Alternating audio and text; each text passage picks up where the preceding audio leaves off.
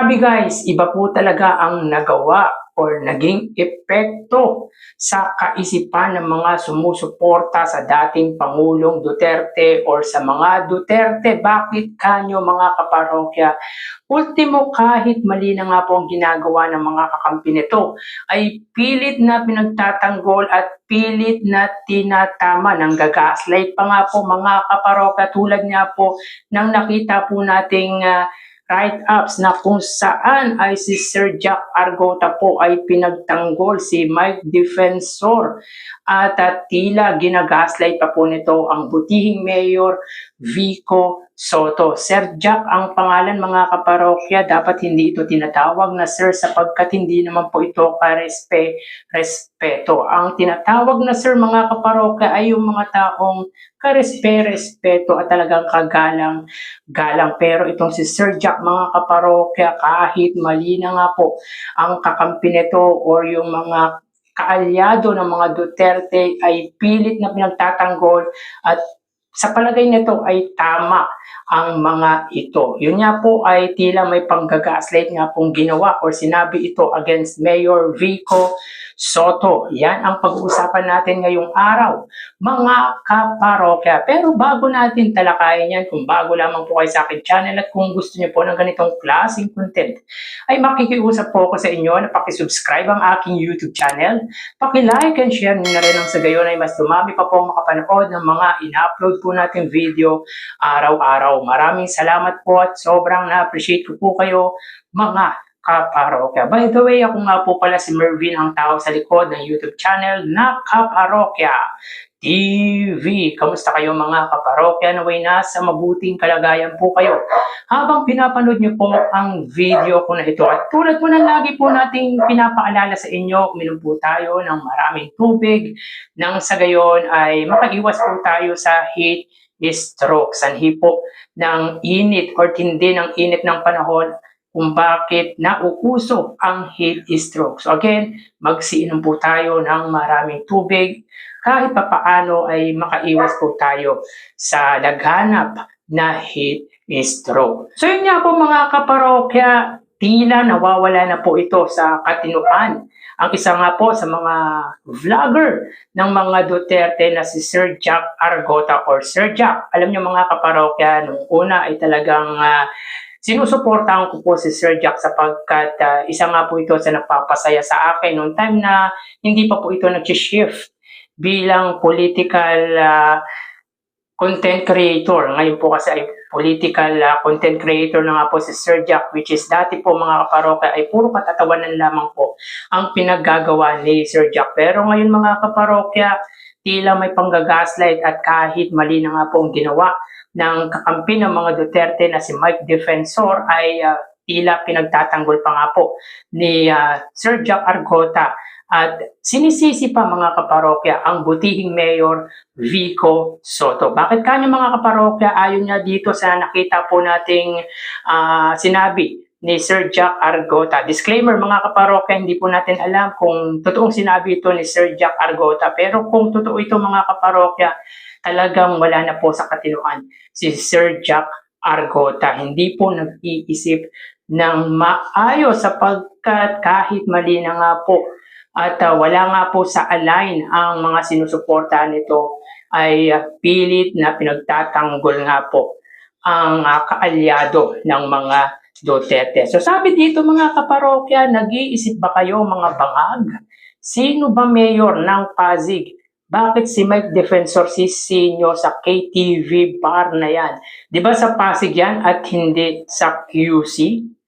So anong kaisipan meron si Sir Jack Argota? Anong nangyayari? Talagang nasakop na po ang utak ni Sir Jack ng mga kaalyado ng mga Duterte, which is kahit mali na nga po ay pilit na pinagtatanggol pa.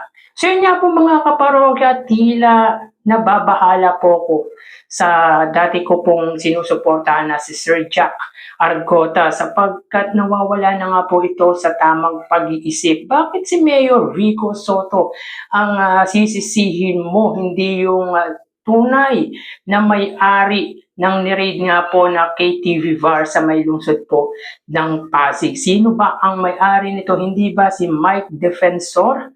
Well, in fact, mga kaparoke, ang pamilya nga po ni Mike Defensor, yung asawa at anak nga po ay isa sa mga oficiales or official ng nasabing KTV bar. So, ang pangalan po ay Blue Hotel, which is under yan ng Zerin Development Corporation. So, ayon dito kay Sir Jack Tila, ang dapat daw sisihin ay si Mayor Vico Soto dahil nasa lungsod ng Pasig daw po ang establishment na pagmamay-ari nga po ng mga defensor. So dito kitang-kita mga kaparoke na kahit mali na nga po ang kaalyado o yung kakampi ng mga Duterte ay pilit na pinagtatanggol pa nga po ni Sir Jack ang mga ito at sinisisi ng gagaslight pa nga po mga kaparoke at sinisisi si Mayor Vico Soto dahil nasa jurisdiction nga po ito ng lungsod ng Pasig. So grabe mga kaparoke, hindi ko po talaga maintindihan si Sir Jack at kung ano-ano na lang po ang pinagsasabi.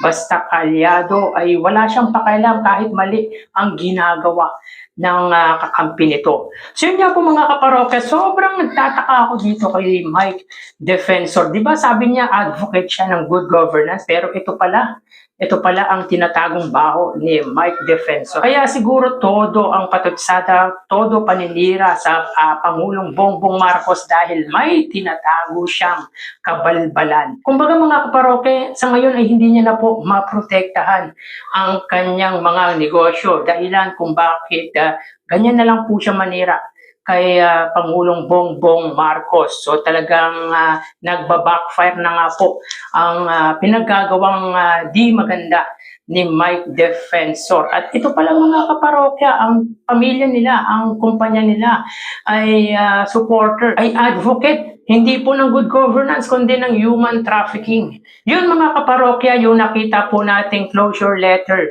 mula sa lungsod po ng Pasig. Tama po mga kaparokya, pinasara na nga po ng lungsod ng Pasig ang establishment na pagmamayari nga po ni Mike Defensor. So iyak na naman dito mga kaparokya si Sir Jack Argota sapagkat talagang sinisisi nito si Mayor Vico Soto na wala naman pong kaalam-alam. At hindi ko rin po maisip si Sir Jack bakit niya nasabi na dahil nasa Pasig daw po at wala sa QC ay dapat ang sisihin si Mayor Vico Soto.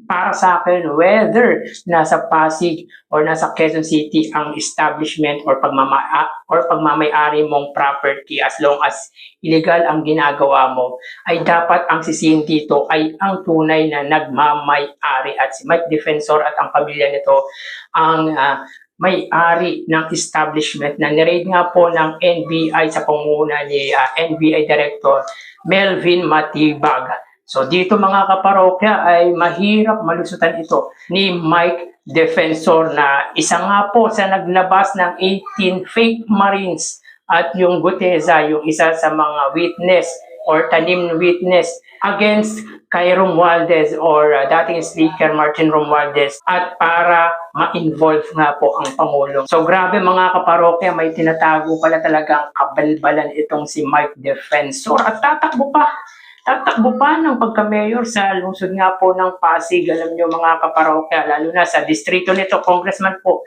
si Mike Defensor dati ng District 5 at tumakbong Quezon City Mayor noong 2022 national election or local election. So may tendency na tumakbo ulit ito bilang mayor. Kaya ang katwiran nito mga kaparokya ay political motivated nga po ang ginawa ng administrasyon or ni Sir Melvin Matibag sa pamilya nila sapagkat gusto daw silang siraan ng ating pamahalaan, which is disagree po tayo dyan mga kaparokya. Well, in fact mga kaparokya, wala naman po talaga siya sa usapin patungkol sa flood control anomalies pero pilit niyang isiniksik ang sarili niya nang ilabas nga po niya ang fake marine or yung tulad ni Guteza at yung 18 fake marines. Siguro mga kaparokya ay may gusto nga po itong itago at isa nga po itong negosyo nila sa lungsod niya po ng Pasig. Ngayon ay hindi niya po maprotektahan sapagkat nakakuha nga po siya or nakaharap nga po siya ng kanyang katapat sa katakuhan nga po yan ng NBI Director. At kung good governance advocate ka, alam mo palang may maling ginagawa sa sarili mong establishment, sa sarili mong property, ay bakit tinolerate mo? Kung nag-ooperate po yan ng 2017 pa po, malamang sa malamang ay alam niya na may maling nangyayari sa sarili niyang bakuran pero wala po siyang ginawa. Bagkus ay tinake advantage pa nga po nito yung pagkakaroon niya nga po ng posisyon sa gobyerno. So ngayon ay hindi niya po maprotektahan sapagkat nalalagay na nga po sa alanganin ang pangalan niya at ang kanyang negosyo na ayon niya po mga kaparokya sa ulat ay human trafficking or nag-violate po sila ng 9208 Anti-Trafficking in Person Act. So, human trafficking mga kaparokya at prostitution. So, grabe nakakaya mga kaparokya. Yan ba yung mayoral aspirant na nag-advocate ng good governance? Grabe, nakakahiya. Nakakahiya mga kaparokya. Kung ako man ang nasa Distrito 5 or District 5 ng Quezon City, ikakahiya ko yung dati naming congressman. Buti na lang mga kaparokya ay nasa Distrito 1 kami. At para sa akin, matino ang congressman namin dito na si Congressman Arjo Atayde na ituturing kong mga kaparokya na maganda ang performance. So mga kaparokya, dito ay natatawa ako sa argument ni Sir Jack Argota. At malamang sa malamang iiyak to sapagkat pinasara na nga po ng pamalaang lungsod ng Pasig led by Mayor Vico Soto ang KTV Bar or yung Blue Hotel na pagmamayari nga po ng pamilya ni Mike Defensor. So, nanggagaslight pa si Jack Argota nang sa gayon ma-divert ang CC kay Mayor Vico Soto. Ano kayang naisip ni Sir Jack Argota para idamay or sisihin si Mayor Vico Soto sa maling ginawa ng kanyang sinusuportahang si Mike Defensor? Or sadyang wala na lang po talaga ito sa katinuan kung kaya't kung ano-ano na lang po ang naiisip at ibabaling ang sisi sa ibang tao, hindi sa kaalyado nitong si Mike Defensor. So kayo mga parokya, anong masasabi nyo patungkol na po dito? So hanggang dito na lang po tayo mga parokya, magsingat po tayo palagi. Thank you and God bless.